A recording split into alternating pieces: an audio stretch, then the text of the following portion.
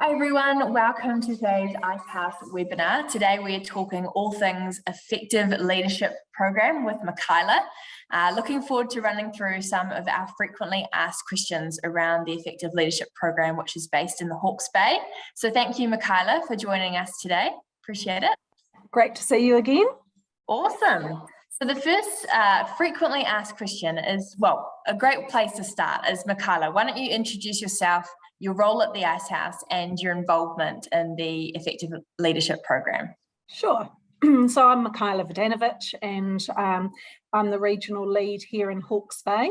And my involvement with the Icehouse is both basically managing the region and all the programs that is needed to help our business owners here in Hawke's Bay. And my involvement with the Icehouse is now, I'd say 9 years. Nine years in total. Yeah. That's so cool. Yeah.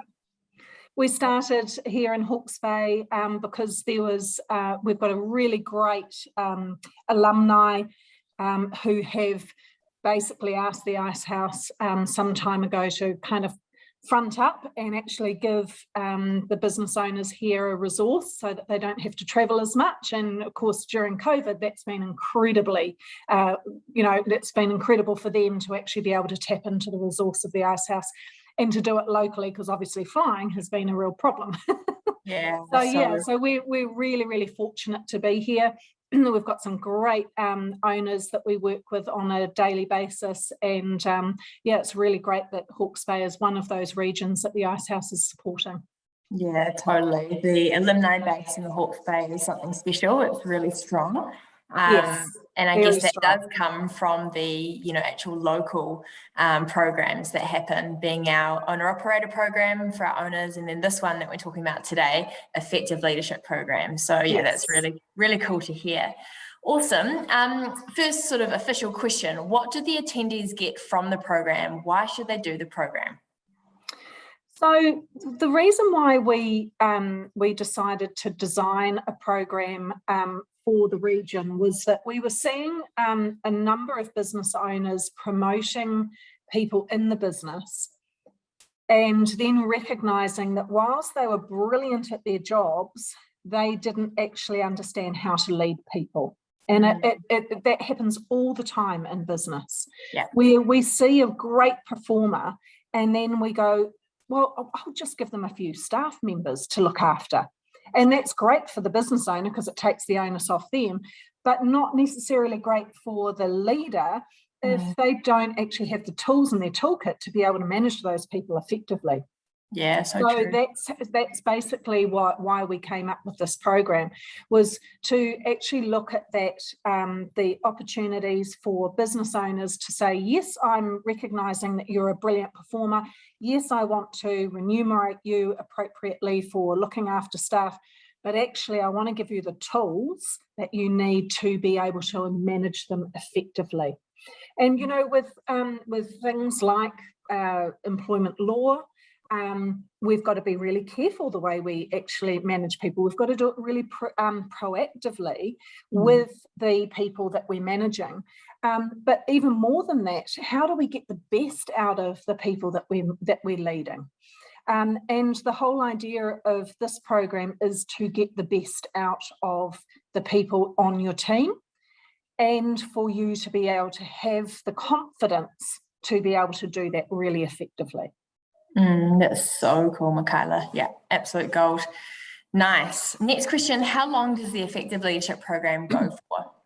Right, well, it's basically 12 weeks, but inside the outside the 12 weeks, we start with a coaching session with the leader and their manager, and then we finish off with a coaching session. So we do 6 workshops in between every fortnight, and they're half-a-day workshops. So we want to start the coaching, and that gives me an idea of what is it that the manager really sees this leader needing to focus on in terms of their leadership. We then run the 6 workshops, half a day, as I mentioned, and then at the end, we reconvene with the manager and the leader and go, well, what have you actually implemented over the last 12 last 12 weeks, I should say. Yeah. So it's a really great way of actually understanding what has been implemented. I mean, so often business owners spend a lot of money on their people. And this is a significant investment for a business owner. So we want to actually be able to demonstrate not only if they turned up and learnt, we've actually encouraged them to implement what they've learnt. Yeah, so great. Every single fortnight, they're expected to actually front up with the other people in the program and say, well, this is what I promised to do from the last workshop. This is what I learned and I thought was relevant to my business, and I thought of implementing it, and I've actually managed to do that. Yeah. So, you know, too often we see people going on courses, there's a lot of money spent, it all sounds great on the day, you know, it's all, yeah, that's exactly what I want to do in my business. And then what happens? They get back to work, nothing changes, and we see we see nothing in terms of a return on investment. So we really make sure that the business owners see that return on investment. But more importantly, it encourages the leader to step outside their comfort zone and actually do stuff that they wouldn't ordinarily do. And then they see the results and their confidence grows. So it's a win-win. The business owner sees change, but so does the leader, and they see their relationships with the people that they're actually managing and leading. They see those relationships changing and deepening because they're actually committing to the implementation of their leadership skills. That's so, great. And cool that you've come in from the perspective of a business owner as well, because, you know, a business owner is likely to be watching this saying, do I want to put one of my key leaders on this program? It's important, that implementation piece, I think. You know, it's like, what am I as a business owner going to directly get from putting my leader on this program? Exactly. And that's what, you know, as a business owner myself, that's part of the reason behind actually bringing this course to fruition was around, you know, I want to safeguard the business owners from a leadership point of view, make sure that their leaders have the right skills. But equally, I want to, as a business owner, I want to see my people grow. Yeah. You know, that's that whole thing about, the business will get hamstrung and constrained if we're not actually improving the capability of our people. And leadership is where it sits. You can have as many skills as you want in a certain area of expertise, but leadership is what actually drives the business performance. No doubt about it. Yeah. So good. Great answer to that question. The next one is, do you think people are born leaders or is it a learnt skill? Would just love to have a chat around leadership and the idea of what that means to you. Well, it's an interesting question because it's one that we ask right at the start of the course. Cool. And, you know, we 9 times out of 10, most people understand that leadership is actually, it's around about a third inherent. So, you know, from your genes, but 2/3 of it actually can be learnt. So leadership is one of those, and if we think about leadership being something that is driven by emotional intelligence, not IQ, then we definitely see the ability for people to actually learn over time. And leadership skills are leadership, as we say at the Icehouse, leadership is a journey. The reality is that leadership is definitely a journey, and we want to see people on that journey. And we see it even over the 12 weeks. We see people, and I've had a situation where one of my business owners from the owner-operator program was working with one of the guys on the leadership program from a different business. And he said to me at the end of it, I don't know what you've done, Makila, he said, but it's almost like you've given this guy a lobotomy. Now, he was in his mid-50s, been leading people for a long, long time, but never been given the opportunity to actually learn the skills of leadership. Wow. And the way in which his methodology of actually bringing the team along, but also dealing with other people outside of the business, phenomenally changed. And, you know, and this business owner said to me, it is such a pleasure to deal with him now. Oh, yeah. And it's him changing. It's not us changing him. It's him recognizing I can do things differently and get a better result. And that's all through his leadership.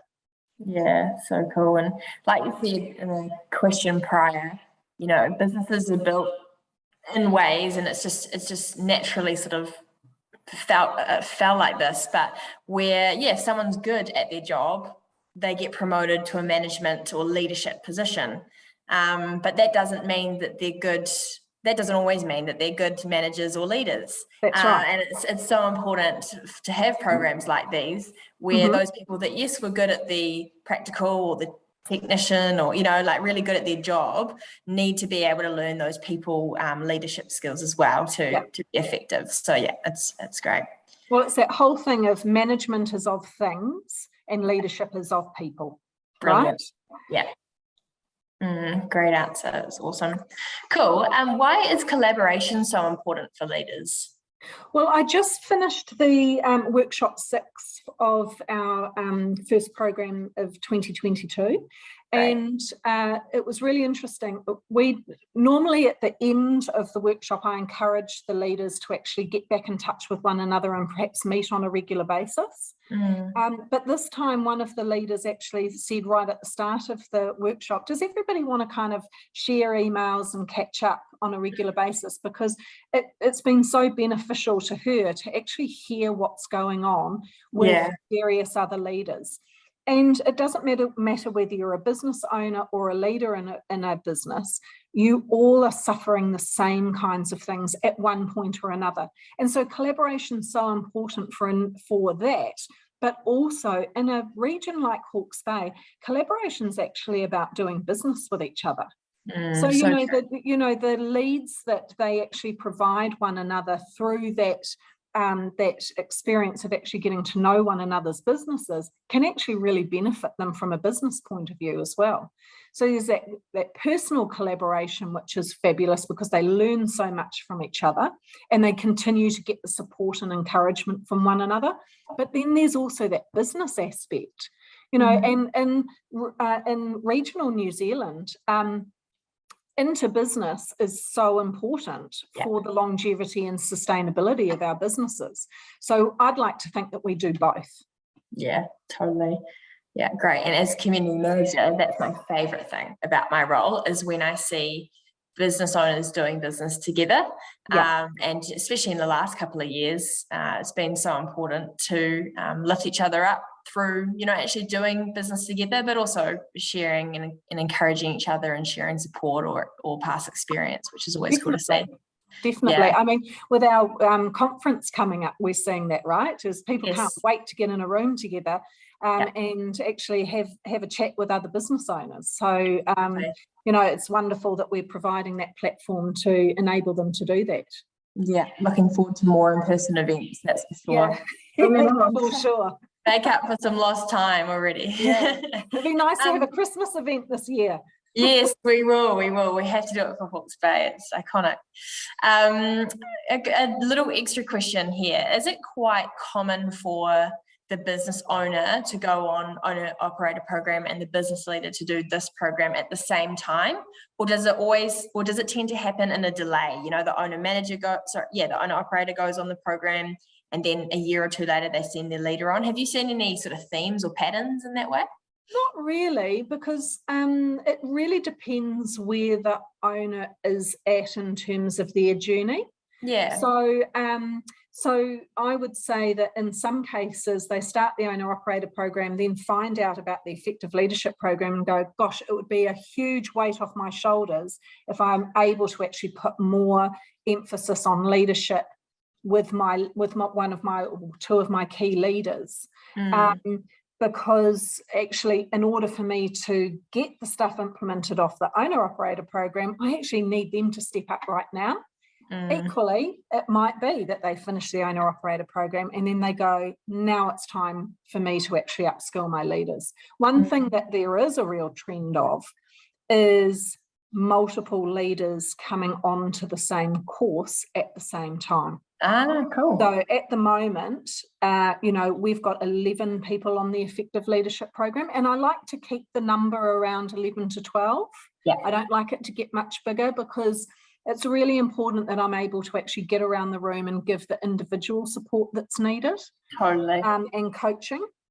So, but at the moment, so we've got 3 from one business, and then we've got 4 twos.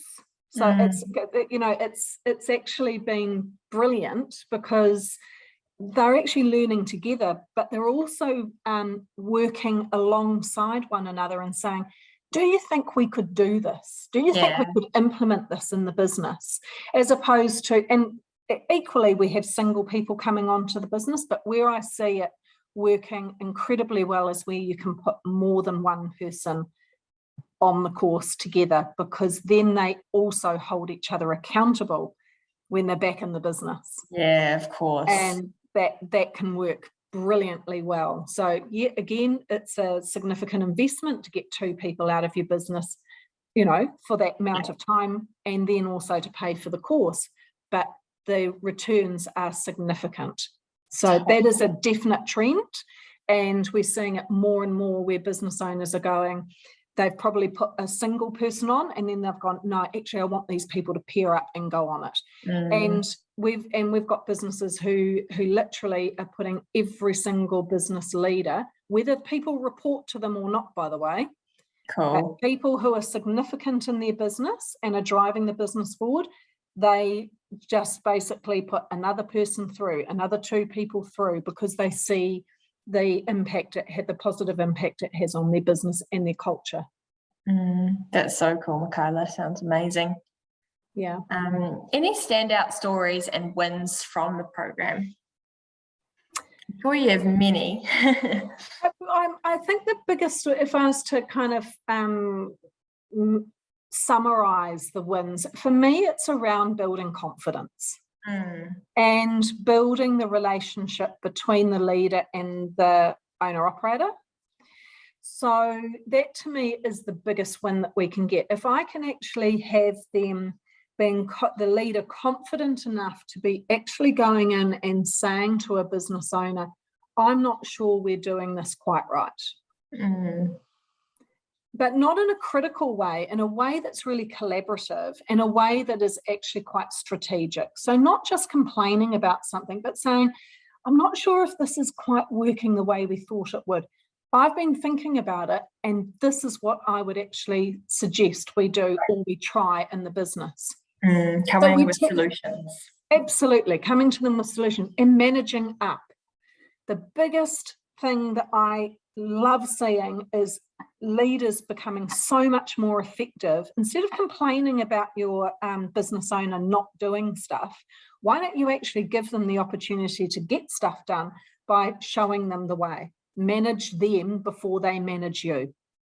Brilliant. Right? Whereas if you don't have the confidence to do that in a respectful and collaborative way, then you're never going to get anywhere and you're not going to enjoy your job. So what we do is we encourage those, as Liz Witherspoon says, those quality conversations. Because they are quality conversations. If you can see something's not going right in the business, why on earth would you allow it to carry on if you're really taking your leadership seriously? Yeah, so true. So that's awesome. Nice.